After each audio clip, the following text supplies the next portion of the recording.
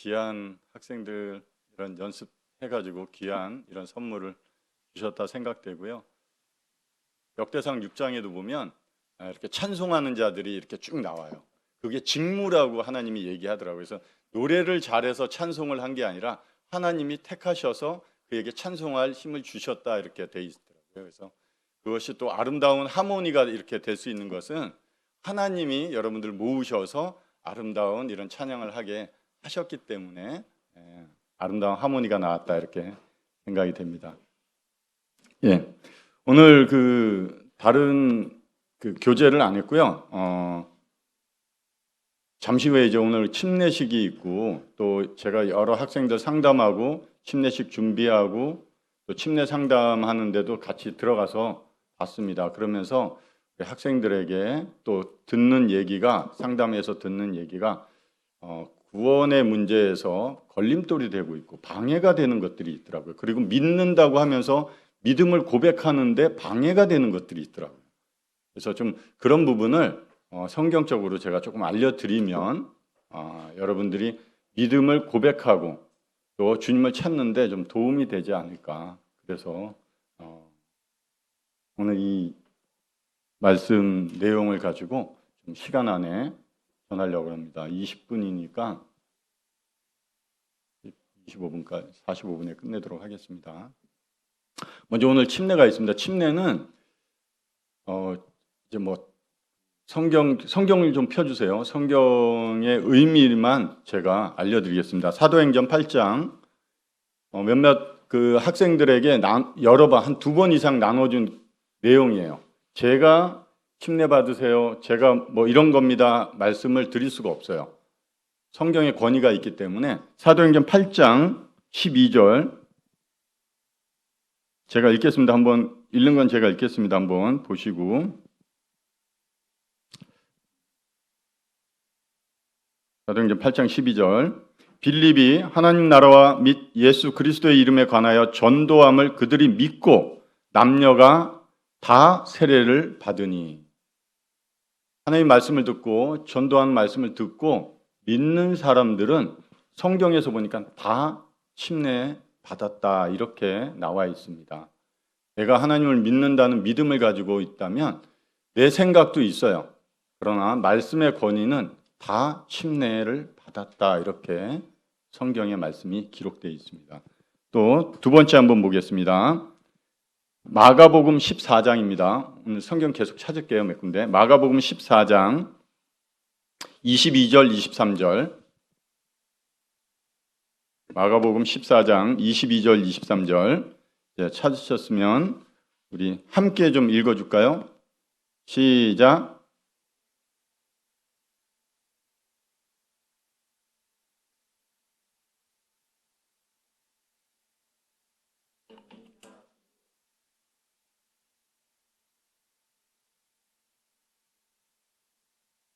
네, 예수님과 함께 있던 제자들, 예수님을 믿고 따르는 제자들은 예수님의 그 만찬에 참여할 때 다 참여했습니다.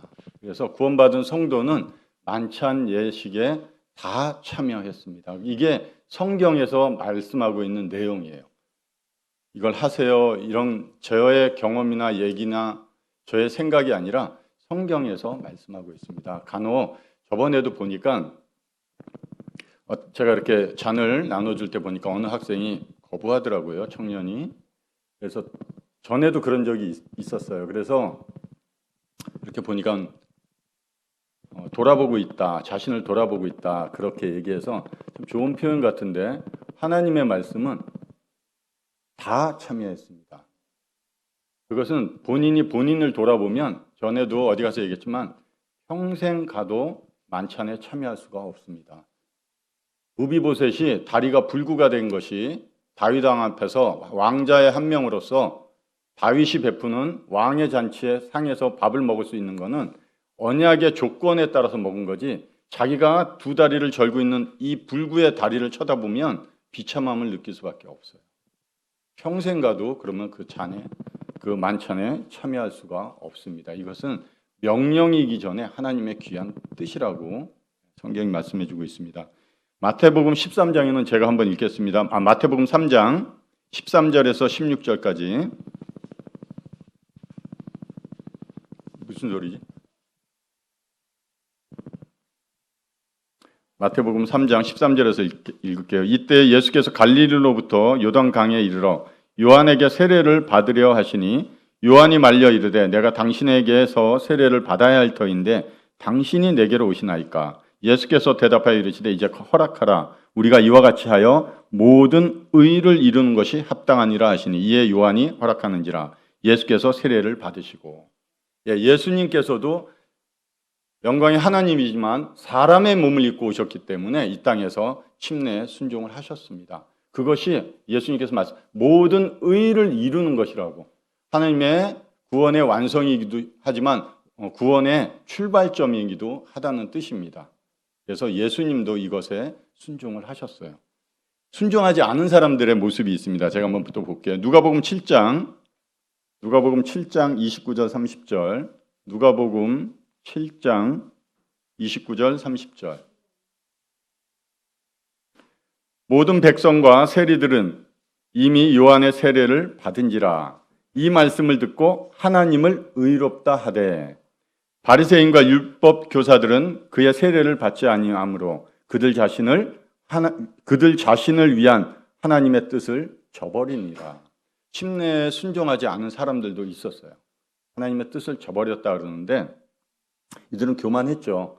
그러나 우리 학생이나 다른 분들 보면 구원의 확신을 가지고 믿음을 고백하면서도 침례에 순종하기가 좀 마음에 부담감을 갖는 분들이 계세요. 어른들도 계시고. 제가 예전에 중동에서 어디 선교 갔다 오신 분의 얘기를 들을 때 그곳에서 침례에 순종하는 것은 당시에 이 예수님이 계실 때처럼 굉장히 어려운 이런 순종이었습니다. 하나의 예식에 참여하는 게 굉장히 사회적으로, 가족적으로, 그리고 뭐 어떤 구성원적으로도 배제를 받을 수 있는 상황이기 때문에 침례 순종 못한 분들도 있었어요. 하나님이 그 연약함을 아세요. 침례 순종 안 했다고 해서 너 침례 순종 안 했으니까 구원 안 받았어. 지옥 가. 그러는 거 아닙니다. 하나님이 그렇게 말씀하지 않으십니다. 다만 침례 순종했다고 해서 그것이 구원의 증거는 또 될 수가 없습니다. 그래서 우리가 어떻게 생각하냐면 침례를 받아야지 안 받아야지 그 주체가 내가 되면 어려워요. 모든 주권은 하나님께 있어요. 침례 받기가 부담스럽죠. 그럴 때 우리가 그러면 다음으로 미루고 안 미루고는 하나님이 결정해 주시는 게 가장 좋다고 생각해요. 그 마음을 가지고 그대로 하나님 앞에 그 마음 그대로 아뢰면 하나님이 마음의 평안을 주실 거라고 생각이 듭니다. 행위, 침례 받고 안 받고의 문제가 아니라 침례를 안 받더라도 하나님이 그 마음에 평안을 주실 것이고 침례 받더라도 순종할 때 하나님이 평안 가운데 순종하게 해주세요. 그래서 기도하는 게 가장 좋은 방법이다 이런 생각이 듭니다. 오늘 침례나 만찬에 대해서 그와 같이 짧게 얘기를 드렸어요. 오늘 시간이 우리가 한정이 있으니까 큰 테두리만 좀 말씀을 드릴게요. 먼저 죄와 나가 있습니다. 사람들이 죄를 지으면 내가 죄예요. 내가 죄인이에요. 무슨 죄의 근거가 나예요. 절대 그렇게 생각하시면 잘못된 겁니다. 출발점을 좀 잘 출발했으면 좋겠다는 생각이 들어서 이 말씀을 먼저 드립니다. 어른들도 그렇고 학생들도 그렇고 죄는 우리가 아담과 하와 창세기 3장에서 나오지만 죄는 나에게서 나온 게 아니에요. 죄와 나는 별개의 존재입니다. 어제 강사님이 얘기했지만 우리 사람은 하나님의 모양과 형상으로 지음받은 정말 존귀한 존재예요. 예수님이 이 땅에서 죽으신 것은 우리 존재가 너무나 존귀하기 때문에 죽어주신 거예요. 우리를 살리려고. 내가 죄를 지은 것이 아니라 분명히 창세기 3장의 말씀들을 기억해 보면 죄는 외부로부터 옵니다. 나에게서 나오지가 않아요. 그래서 외부로부터 온 그 죄에 대해서 내가 동조했습니다. 동조한 책임이 있어요. 근데 성경에서 그 동조한 책임을 가지고 어떻게 얘기를 하냐면 너가 그에게 순종했기 때문에 동조해서 주범에게 공범이 됐기 때문에 너는 죄의 종이 되었다고 그래요. 그래서 죄의 사슬에 묶여서 끌려다니는 존재예요. 그가 주인이기 때문에 주인이 하는 대로 따라가는 거예요. 내가 하는 것 같아. 내가 뭔가 내가 좋아하는 거 하는 것 같고 내가 원하는 것 같지만 그것은 결국 사단이 여러분을 조종해서 여러분을 이끌어가는 하나의 방법입니다. 나와 죄를 분명히 나눠 놓으셔야 돼요. 구원받은 성도도 문제예요. 구원받은 성도가 죄를 지어요. 구원받은 지 얼마 안 됐을 때 저도 그런 경험이지만 야, 내가 죄 구원 안 받았나? 여전히 죄의 구속 가운데 나를 거기다 두려고 그래요. 나는 하나님의 나라에 있는데 내 생각을 나를 거기다 자꾸 가둬놓으려고 그래요. 잘못된 거예요. 나는 그와 끊어진 거예요. 그래서 죄와 나를 분명히 구분할 줄 아셔야 됩니다. 구원받기 전에나 구원 후에도 죄가 나에게 분명히 어떠한 요구를 할 거예요. 그러나 끊어졌기 때문에 어떤 지배력은 없습니다. 그런 말씀을 드리고요. 우리가 그 로마서 6장에는 죄의 지배로부터 우리가 예수님의 죽으심이 죄의 지배로부터 우리를 끊어놓으신 겁니다. 어떻게 되냐면 많은 분들이 물어보면 예수님이 십자가에서 내 죄 때문에 죽으셨어요. 맞아요. 내 죄 때문에 죽으셨는데 그러면 여러분은 당신은 어떻습니까? 그러면 그거에 대답은 거의 없습니다. 무슨 뜻인지도 잘 모르시죠. 그러면 예수님만 죽으셨습니까? 본인도 죽으셨습니까? 하면 대답이 처음에 잘 안 나옵니다. 어제 강사님도 얘기했지만 예수 그리스도의 죽음을 믿는다는 의미는 내가 그분과 함께 그 죽음에 참여한다는 거예요. 여길지어다, 어제 또 말씀드렸지만 여길지어다 하는 건 장부에 기록하다입니다. 누구의 장부를 파일을 열어봤을 때 예수 그리스도와 함께 죽은 자라고 기록되어 있다는 거예요. 내가 100만 원을 가지고 그 통장, 종이로 된 통장에다 100만 원을 넣고 은행에 줬을 때 아가씨가 거기다 100만 원이라고 찍어줍니다. 그게 여기는 거예요. 내가 예수 그리스도를 믿는다는 것은 예수 그리스도의 죽음과 부활을 믿는다는 거예요. 그렇게 될 때 죽음과 부활에 참여한 자입니다. 나의 파일을 열어봤을 때 너는 예수님과 함께 죽고 예수님과 함께 부활한 자라고 그렇게 기록이 되어 있습니다. 그게 여겨주시는 거예요. 그래서 은혜인 겁니다. 이거는 경험이 아니에요. 교리입니다. 이론이에요. 이론을 잘 배우셔야 돼요. 하나님으로부터 선물을 받고 구원을 받는 칭의는 경험입니다. 그랬던가? 받았나? 이런 경험, 그것을 경험이라고 얘기하기는 어려워요. 확신이, 믿음은 확신이지 긴가민가 내가 그때 받았나? 이때 받았나? 그런 믿음은 성경에서 말씀하는 믿음이 아닌 것 같아요. 그래서 여러분이 로마서 구원 받으신 분도 로마서 6장에서 보면서 나도 십자가에서 죽은 자예요. 예수 그리스도의 죽음의 의미가 우리가 예수님 죽으신 걸 믿을 때 이제 내가 예전의 과거의 죄도 지금의 죄도 미래의 죄도 하나님이 다 가져가셨다. 예, 맞습니다. 그런데 어떻게 보셔야 되냐면 예수님이 하나님이 징계하시는 건 죄예요. 죄를 지옥에 보낼 거예요. 나를 보내는 게 아니에요. 분명히 앞에도 말씀드렸지만 나와 죄를 구분하셔야 돼요. 죄를 지옥에 보냅니다. 거기에 매여서 쇠사슬에 매여서 종로로 타는 자를 죄인이라고 그럽니다. 그래서 함께 끌려가서 형벌을 받는 건데 예수 그리스도의 죽음이 이것을 끊었다고 그럽니다. 어떤 사람이 죄의 감옥에 갇혀 있어요. 우리 학생들 상담하면서도 쉽게 비유를 하기 위해서 나름대로 생각해 봤어요.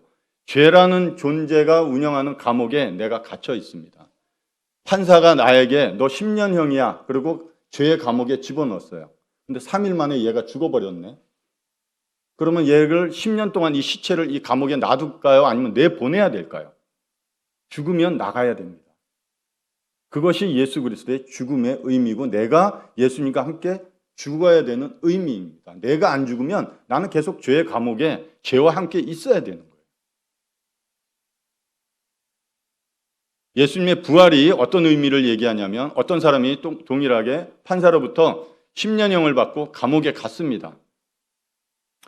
시간이 흘러서 그가 감옥에서 나왔어요. 그 나왔다는 것은 죄값을 다 치렀다는 거예요.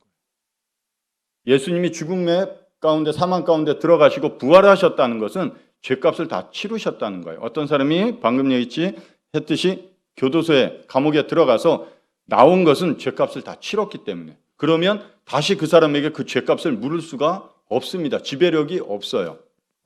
그래서 우리가 예수님의 죽음과 부활을 믿는 겁니다.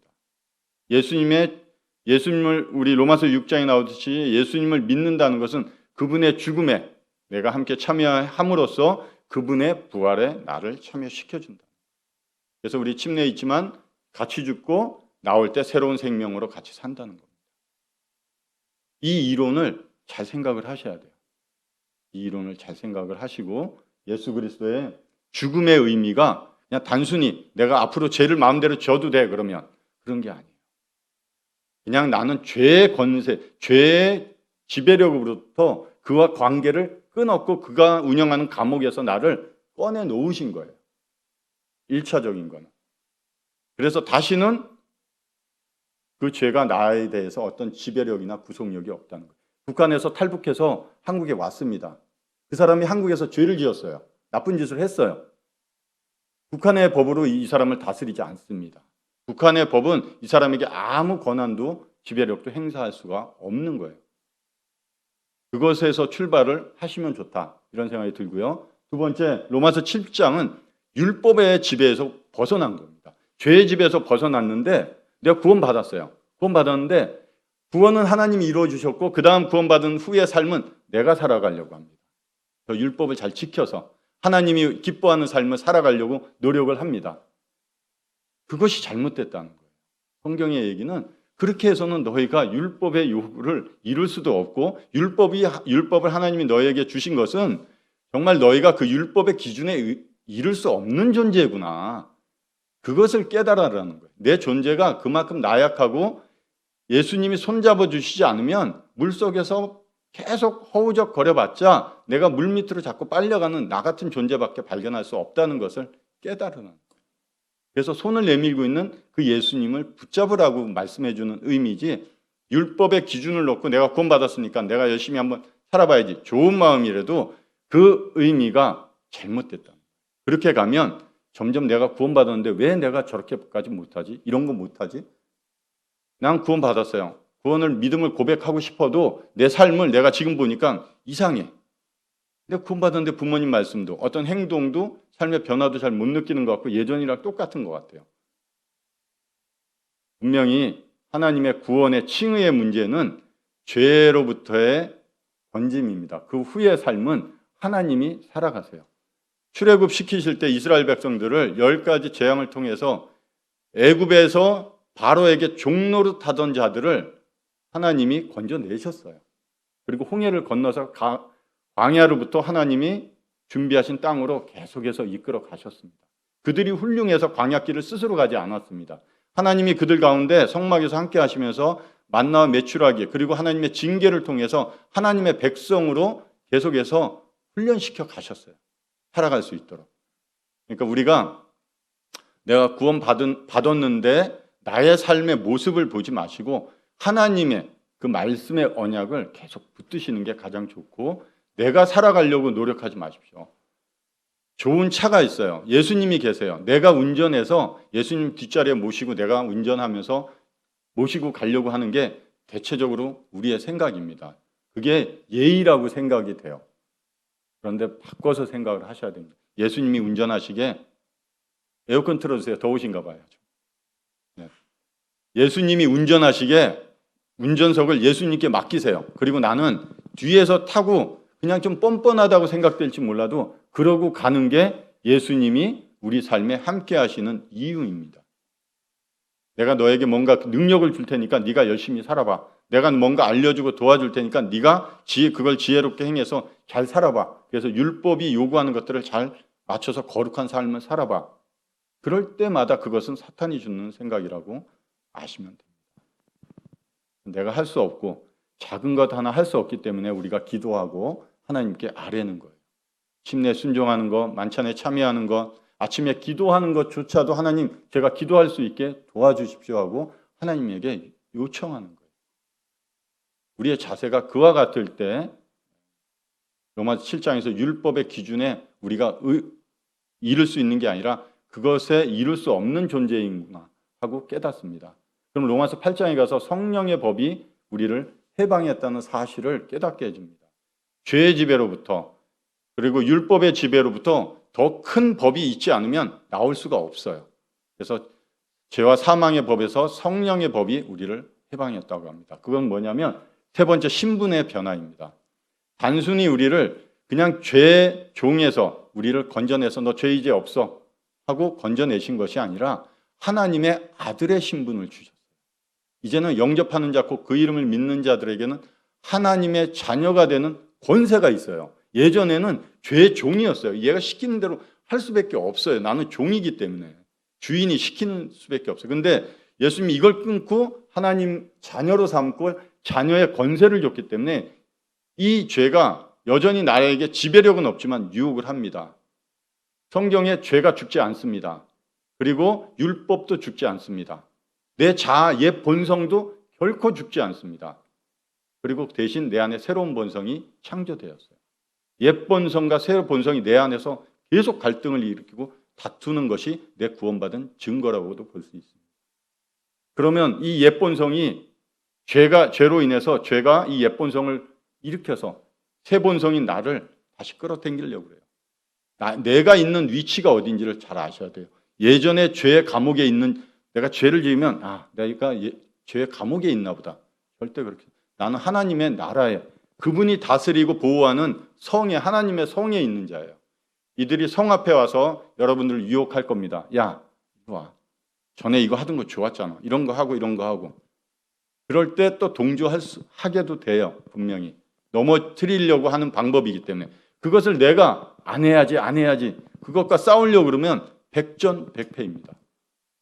하나님의 자녀의 권세를 가졌다는 것은 내가 그들에게 외칠 수가 있어요. 가라. 다시는 나에게 이런 유혹하지 말라고 외칠 수 있는 권한이 생겼어요. 예전에는 그런 권한이 없어요. 나에게는. 그러나 이제는 기도하면서 그런 유혹이 있고 내 마음에 그런 동기가 일어나려고 할 때 분명히 글로 더 육신의 정욕이 강하기 때문에 끌어당길 거예요. 그때 기도하시면 돼요. 기도하시면서 그 사탄에게 외치십시오. 예수님이 하신 것처럼 사탄아 물러가라고. 예수님을 광야 40일 동안 예수님이 계실 때 사탄이 예수님을 유혹했습니다. 하물며 우리 같은 존재는 수없이 유혹해요. 예수님이 이기신 방법은 말씀이라고 그러죠. 예수님 하나님의 자녀의 권세를 가지고 말씀을 사용해서 이기신 거예요. 결코 죄를 안 지으려고 노력하고 죄와 싸워서 그 죄를 내가 한번 이겨봐야지. 어쩌다가 뭔가 얻은 느낌이 있을 수 있지만 결코 그것이 승리가 될 수 없어요. 돌아갑니다. 그렇기 때문에 그럴 때 자신의 처참한 모습을 보면서 흔들려요. 내가 구원 받았나? 아니면 구원받은 자가 내가 왜 이렇게 살지? 이런 갈등이 들어올 겁니다. 그게 사탄이 주는 겁니다. 거기서 그렇지. 왜 말씀을 자꾸 영원한 말씀을 붙들려냐면 이 말씀이 영원하고 이 말씀에서 우리가 구원의 확신을 가졌잖아요. 자꾸 내가 나를 보고 나의 죄 짓는 모습을 보고 무비보스처럼 두 다리가 절름발이가 돼서 죽을 때까지 이 하반신 장애는 되돌아올 수가 없어요. 그걸 보면서 비참해할 필요가 없어요. 왕이 나를 어떻게 되는데 하반신에 마비가 돼도 왕의 상에서 나를 불러서 왕자처럼 나를 같이 함께 식사하고 그렇게 대우해 주는데 그걸 봐야죠. 그러면서 우리는 회복해 나가는 거고 기도하면서 사탄에게 물러가라고 내 권세를 가지고 외칠 수가 있습니다. 구원받은 사람에게도 계속해서 성경을 읽으라고 해요. 왜? 에베소서 6장에 보면 그냥 제가 짧게 읽겠습니다.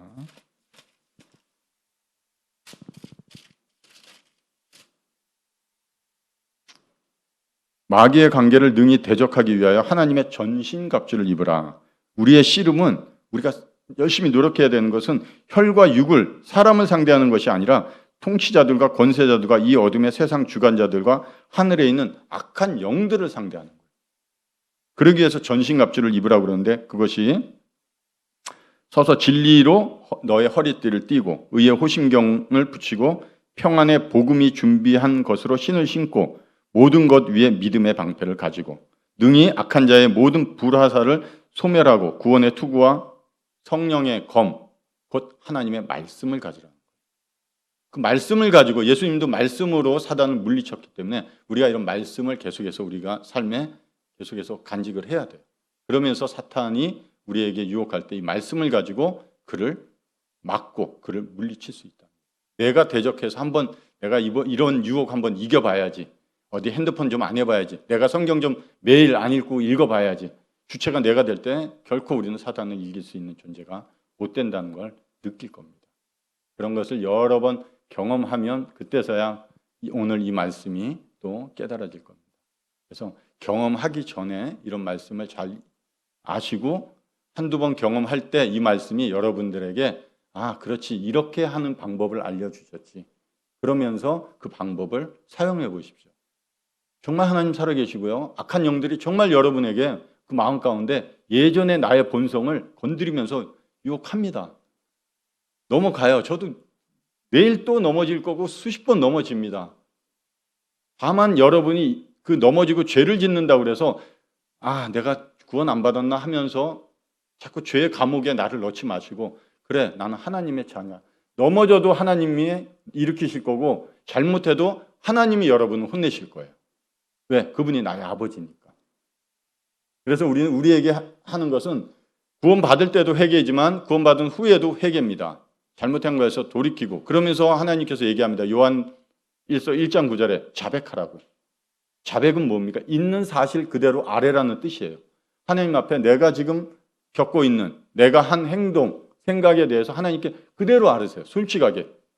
그러면 하나님이 그것에 대해서 하나님이 알아서 하나님의 뜻에서 징계를 하시든 용서를 하시든 하나님의 방법으로 다스리겠다는 거예요. 얼마나 좋아요. 저 죄에 끌려가는 게 아닌데.